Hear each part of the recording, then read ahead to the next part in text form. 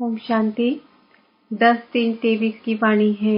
मीठे लाडले बच्चे, तुम्हारी है रूहानी याद की यात्रा।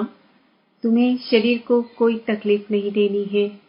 चलते फिरते उठते बैठते बुद्धि से बाप को याद करो। प्रश्न, सदा खुशी किन बच्चों को रहती है? स्थायी खुशी न रहने का कारण क्या है? उत्तर, जो पुरानी दुनिया, पुराने शरीर से ममत्व तोड़ पाप और वर्षे को याद करते हैं, उन्हें ही स्थायी खुशी रहती है। जिनकी याद की यात्रा में माया के तूफान आते, अवस्था ठंडी हो जाती, उनकी खुशी स्थायी नहीं रहती। जब तक भविष्य राजाई इन आंखों से नहीं देखते, तब तक खुशी कायम नहीं रह सकती। गीत, हमें उन राहों पर चलना है जहां गिरना और संभलना है। ओम शांति। यह बाप कहते हैं बच्चों प्रति, यह तो समझने की बात है। इतने बच्चे सिवाय प्रजापिता ब्रह्मा के और किसके होते नहीं। श्री कृष्ण को कभी प्रजापिता नहीं कहा जाता। नाम गाया हुआ है ना प्रजापिता ब्रह्मा। जो होकर गए हैं वह इस समय प्रेजेंट है। तो प्रजापिता ब्रह्मा की संतान ब्रह्मा कुमार कुमारियां ढेर है। यह है प्रजापिता ब्रह्मा की औलाद। तो जरूर प्रजापिता ब्रह्मा का भी कोई पाप होगा ना। बच्चे जानते हैं हमारा दादा परम पिता परमात्मा शिव है। वह अब नई दुनिया रच रहे हैं, अर्थात पुरानी दुनिया को नई बना रहे हैं। इस पुरानी दुनिया में यह तन भी पुराने हैं। नई दुनिया में सतो प्रधान नए तन होते हैं। वह कैसे होते हैं? देखो इन लक्ष्मी नारायण को। यह है नई दुनिया के नए तन। इन्हों की महिमा भारतवासी जानते हैं। यह स्वर्ग नई दुनिया नए विश्व के मालिक हैं। नई दुनिया जो थी वह अब पुरानी है। 84 जन्म लेने पड़ते हैं ना। इनका भी पूरा हिसाब है। कौन पूरे 84 जन्म लेते हैं?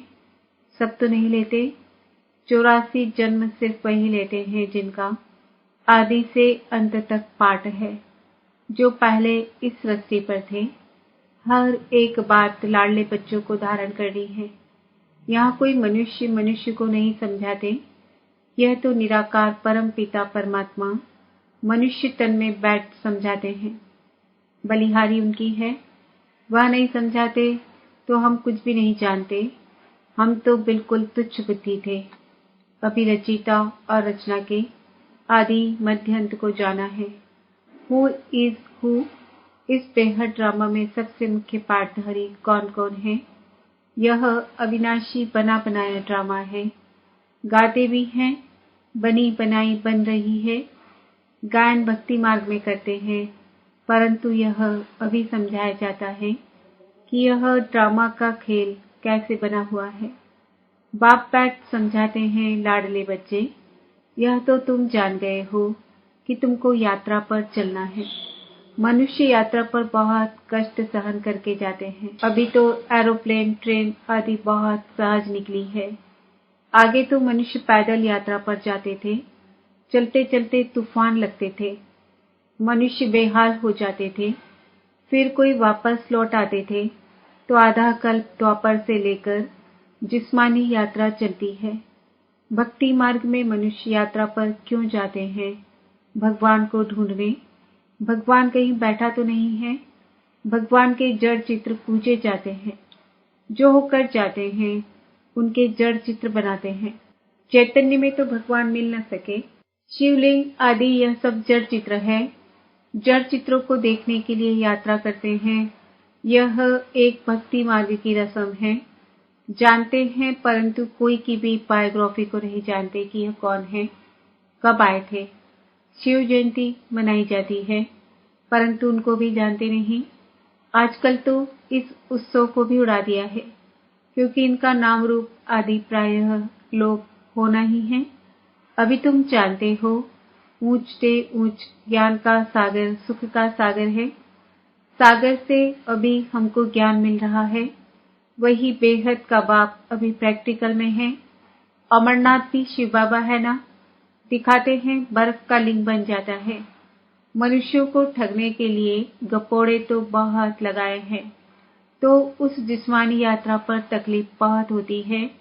यह है रूहानी यात्रा, इसमें शरीर की कोई तकलीफ नहीं है। तुम बच्चे समझते हो, हम बेहद के पाप के बच्चे हैं। भक्ति मार्ग में जन्म जन्मांतर याद करते आए हैं, अब स्मृति आई है। बाप कहते हैं तुम 63 जन्म ढूंढते ढूंढते उतरते गए। पहले एकदम कड़ी नादा भक्ति करते हैं, फिर भी दुनिया को तमो प्रधान तो जरूर होना है, जाड़ वृद्धि को पाता है जरूर। एक भी मनुष्य वापस मेरे पास आ नहीं सकते। नाटक में सबको अपना पार्ट बजाना है, सतो रजो तमो में आना है। नंबर 1 का ही मिसाल लो। नंबर 1 लक्ष्मी नारायण सतो प्रधान थे, अब तमो प्रधान हैं, जिसमें ही फिर शिव बाबा ने प्रवेश किया है, क्योंकि इनको ही फिर नंबर 1 बनना है। फिर प्लस में माँ को रखते हैं, माताओं को लिफ्ट देनी होती है। पहले लक्ष्मी फिर नारायण। माताओं का नाम ऊंचा किया जाता है। माता सदैव पतिव्रता होती है, पुरुष कभी पत्नीव्रता नहीं होते हैं। वंदे मातरम कहा जाता है। इस समय तुम बाप के बने हो तो तुम हो जाते हो ब्रह्मा कुमार कुमारी। माता गुरु बिगर कभी किसका उद्धार होता नहीं। गुरु तो बहुत ढेर के ढेर है, फिर भी कलयुग घोर अंधियारा हो गया है। कितने गुरु गोसाई हैं, कहाँ कहाँ हरिद्वार आदि में उन्होंने मंदिर बने हुए हैं। नहीं तो वास्तव में मंदिर उनको कहा जाता है जिसमें देवताएं होते हैं। सन्यासी लोगों का कभी मंदिर नहीं होता है। मंदिरों में तो देवताएं ही रहते हैं, क्योंकि उनकी आत्मा और शरीर दोनों पवित्र हैं।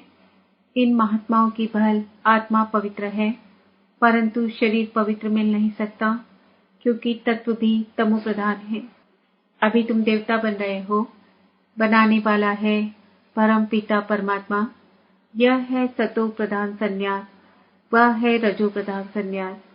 यह बाप के सिवाय कोई सिखला ना सके, तो बाबा ने समझाया है कि वह है जिस्मानी यात्रा, यह है रूहानी यात्रा।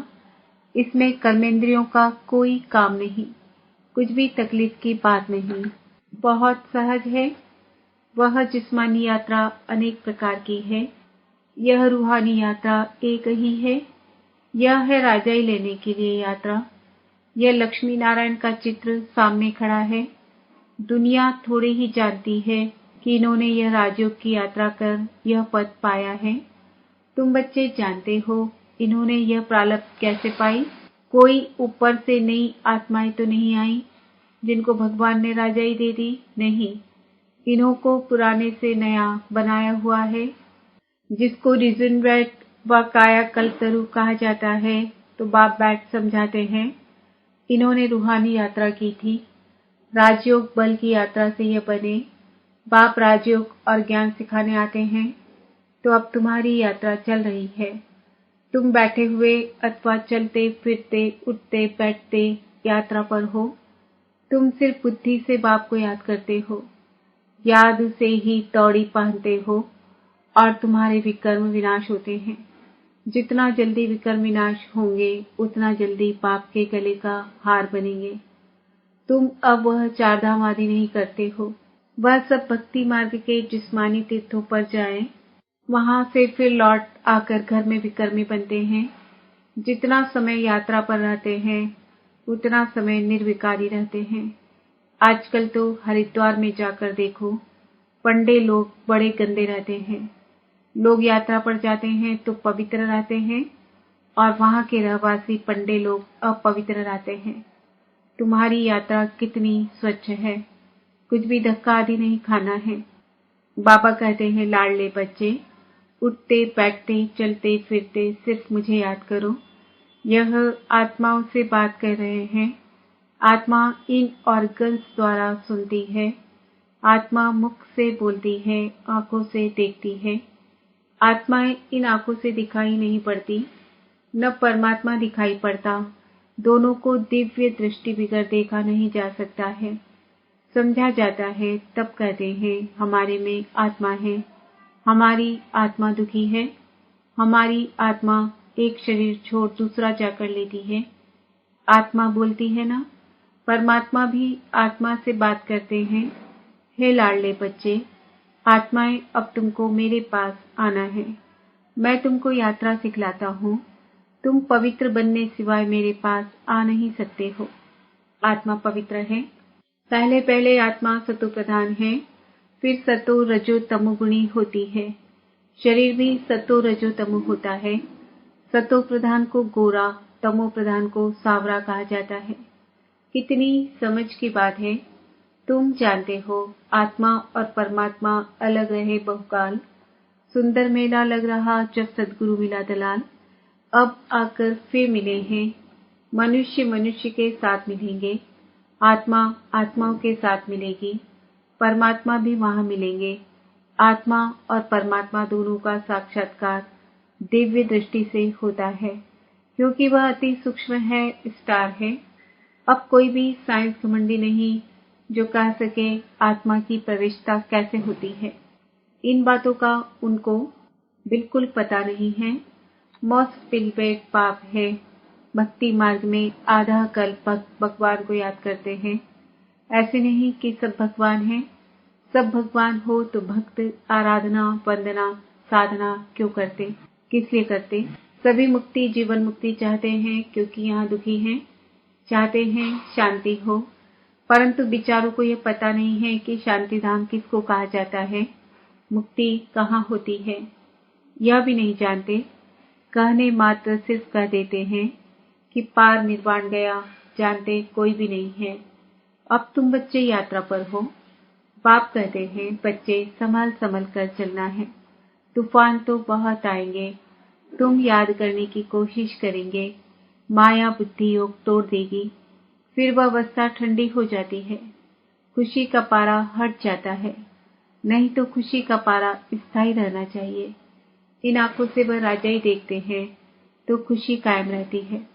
यहाँ तुम बुद्धि योग से जानते हो कि राजाई मिलती है, राजाई के लिए हम पढ़ रहे हैं। इन आंखों से नहीं देखते हो, इसलिए माया घड़ी घड़ी बुला देती है। बाप कहते हैं ग्रस्त व्यवहार में रहते हुए कमल फूल समान रहो। पुरानी दुनिया पुराने शरीर सबसे ममत्व तोड़ते जाओ। एक बाप को याद करो। पहले तुमको बाप के पास जाना है, फिर नई दुनिया में आना है। बाप और वर्षे को याद करो। फिर जब हम यहाँ आएंगे तो वह होगी प्रारब्ध, उसको याद नहीं करेंगे। अभी हम पुरुषार्थ करते हैं भविष्य प्रारब्ध पाने के लिए। यहाँ मनुष्य पुरुषार्थ करते हैं यहाँ की आजीविका के लिए। हम भविष्य की आजीविका के लिए पुरुषार्थ करते हैं। ग्रस्त व्यापार में रहते फिर यह कोर्स भी उठाना है, नॉलेज को धारण करना है। फिर तुमको पुरुषार्थ नहीं करना होगा। वहां तुम पुरुषार्थ नहीं करते, प्रारब्ध भोगते हो। तुम जानते हो हम भविष्य बनाते हैं, वहां प्रारब्ध भोगेंगे। वहां याद नहीं रहती कि हम प्रारब्ध भोगते हैं। फिर तो पुरुषार्थ भी याद पड़े। पुरुषार्थ और प्रारब्ध दोनों ही भूल जाते हैं। प्रारब्ध भोगते रहते हैं, पास्ट का पता नहीं रहता। अभी तुम पास्ट प्रेजेंट फ्यूचर को जानते हो, और कोई मनुष्य नहीं जो पास्ट प्रेजेंट फ्यूचर को जानते हो। इसको कहा जाता है त्रिकालदर्शी। बाबा ने रूहानी यात्रा और जिस्मानी यात्रा का कॉन्ट्रास्ट भी अच्छी रीति समझाया है। जिस्मानी यात्रा जन्म जन्मांतर करते आए, यह रूहानी यात्रा है एक जन्म की। स्वर्ग में जाएंगे, फिर लौटकर इस मृत्यु लोक में आना नहीं है। अच्छा, मीठे मीठे सिक्की हृदय स्वदर्शन चक्रधारी बच्चों प्रति माता पिता बाप दादा का याद प्यार और गुड मॉर्निंग। रूहानी बाप की रूहानी बच्चों को नमस्ते। हम रूहानी बच्चों की रूहानी बाप दादा को याद प्यार गुड मॉर्निंग नमस्ते ओम शांति। धारणा के लिए मुख्य सार। सतो प्रधान संन्यास से आत्मा और शरीर दोनों को पवित्र बनाना है। पुरानी दुनिया और पुराने शरीर से ममत्व तोड़ देना है। त्रिकालदर्शी बन पास्ट प्रेजेंट फ्यूचर को बुद्धि में रख पुरुषार्थ करना है। नॉलेज को धारण कर स्थायी खुशी में रहना है। वरदान है पुराने हिसाब किताब को समाप्त कर संपूर्णता का समारोह मनाने वाले बंधन मुक्त भव। इस पराये देश में जब सभी बंधन युक्त आत्मा बन जाते हैं, तब बाप आकर स्वरूप और स्वदेश की स्मृति दिलाकर बंधन मुक्त बनाए स्वदेश में ले जाते हैं और स्वराज्य अधिकारी बनाते हैं। तो अपने स्वदेश में चलने के लिए सब हिसाब किताब के समाप्ति का समारोह मनाओ। जब सभी ये समारोह मनाएंगे, तब अंत में संपूर्णता समारोह मना सकेंगे। बहुत काल के बंधन मुक्त ही बहुत काल के जीवन मुक्त पद को प्राप्त करते हैं। स्लोगन: अपने उमंग उत्साह के सहयोग और मीठे बोल से कमजोर को शक्तिशाली बना देना ही शुभ चिंतक बनना है। आज का समय है, मैं आत्मा बंधन मुक्त हूँ। ओम शांति।